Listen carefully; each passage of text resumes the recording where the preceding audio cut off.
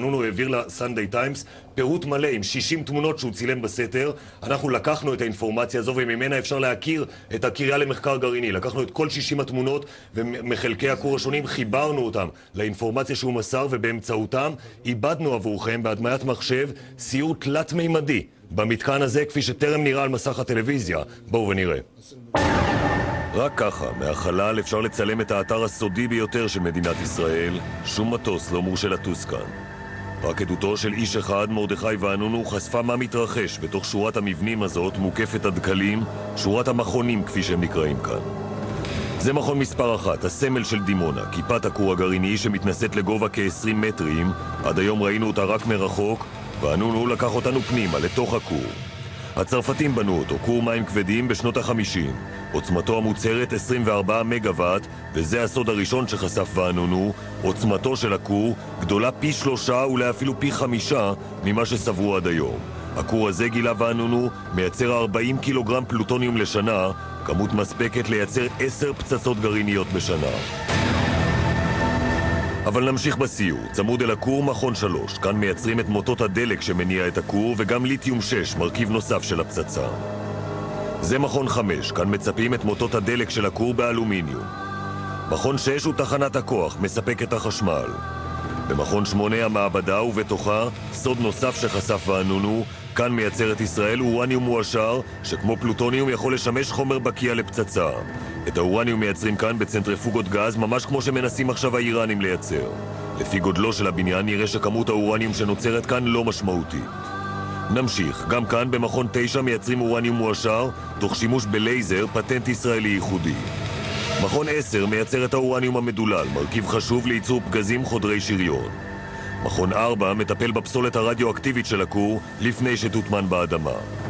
וזה, בניין ארוך בין 2 קומות ללא חלונות, זה הסוד הגדול של דימונה, מכון 2. מתחת לשתי הקומות התמימות למראה, יש עוד 6 קומות שקבורות בעומק האדמה. ואנונו הראה לעולם את מה ששום לוויין לא הצליח לראות עד היום. כאן הקימה ישראל מפעל להפרדת פלוטוניום שתכליתו אחת, לייצר פצצות אטום. בשנות ה-60 ביקרו פקחים אמריקנים בקומה הראשונה של המבנה. הם ראו את המסעדה והמשרדים, קיר מיוחד שנבנה שם, הסתיר מעיניהם את המעליות שיורדות למטה, לתוך האדמה. אבל נצא שוב החוצה. משאיות מביאות מן הכור את מוטות האורניום שעברו עיבוד. דרך הדלתות הגדולות תופס מנוף את המוטות ומוריד אותם לחלל הייצור הגדול בעומק 4 קומות. המוטות נטבלים במיכלים של חומצה חנקתית, מתבשלים כ-30 שעות, ואז מערכת צינורות שואבת את המים ובהם האורניום והפלוטוניום. בתהליך קימי מופרדים החומרים, נאפים בתנור שממנו יוצא כדור קטן של 130 גרם פלוטוניום, קילוגרם ו700 גרם פלוטוניום בשבוע, כש4 קילוגרם הם כבר פצצה, כמו הדגם הזה שצילם ואנונו. ממפלס 2 אפשר לצפות על התהליך. מרפסת הוקמה כאן לאורחים רמי מעלה, מכונה מרפסת גולדה. וזה חדר הבקרה, כפי שצולם על ידי ואנונו.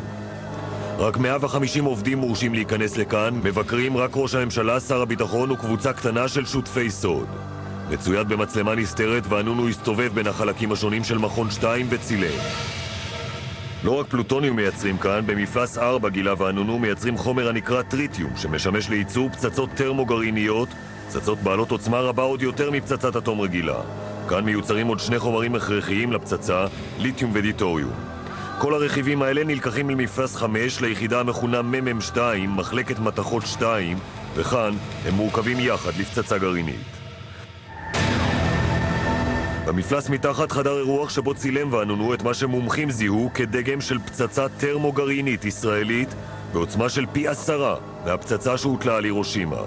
מומחים שניתחו את עדות ואנונו קבעו כי עד שנות ה-80 ייצרה ישראל בין 100 ל-200 פצצות גרעין, מה שהופך אותה למעצמת הגרעין השישית, אולי אפילו החמישית, בעוצמתה בעולם. כן, ואת עיבוד המחשב הזה עשינו אך ורק על בסיס הנתונים שמסר מרדכי ואנונו לסנדיי טיימס.